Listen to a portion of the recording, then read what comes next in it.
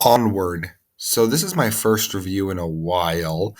I haven't done any of these reviews in a long, long time, but I'm back to doing these. So I just thought, since all this quarantine stuff has happened, I'd review some of the movies I saw on home video and are still relatively new.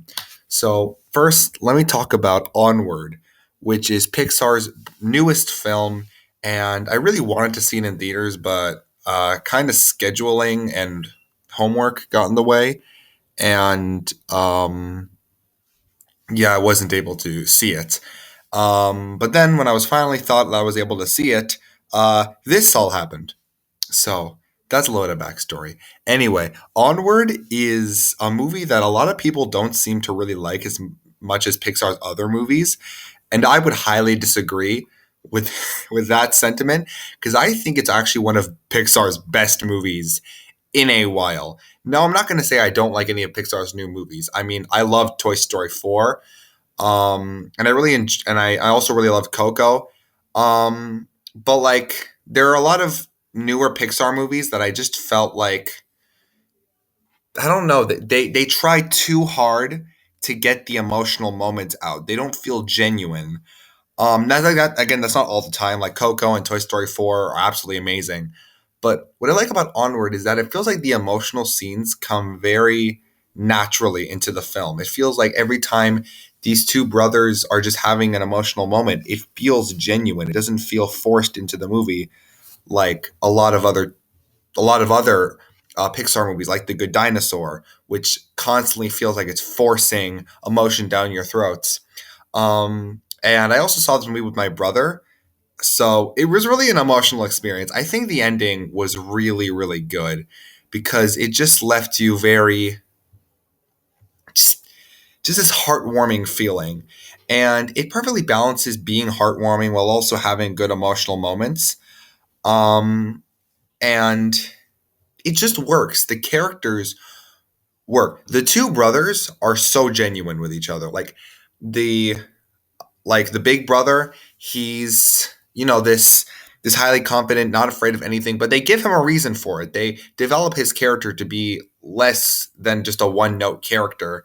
And then they have little brother who's also very deep. And they also introduce a lot of stuff that could be cliches, like, the dad's dead, which is very, cliched, have a parent who's dead, because it's a very easy thing to get a conflict from.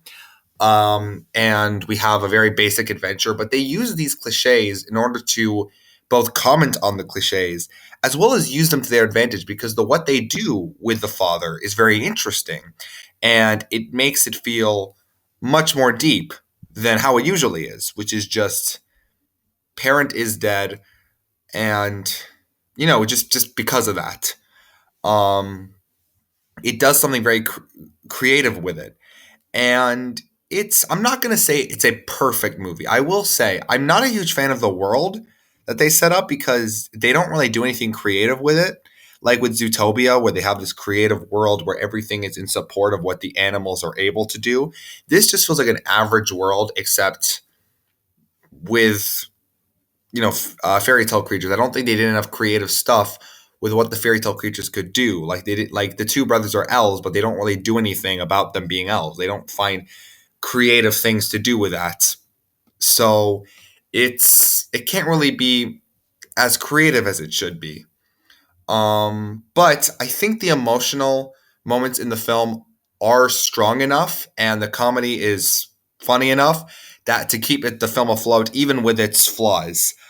I think Onward is an absolutely amazing film, and I would highly recommend watching it on Disney Plus. If you haven't yet, it's an amazing film, and I'm gonna give Onward an A. So yeah, I'm doing reviews again.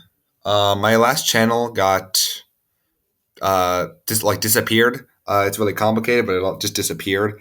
So I wasn't able to do reviews for months, and I finally am able to do it again now that I have all the time in the world. I'm probably gonna keep doing these reviews for any film that I saw on home demand on not home demand on demand.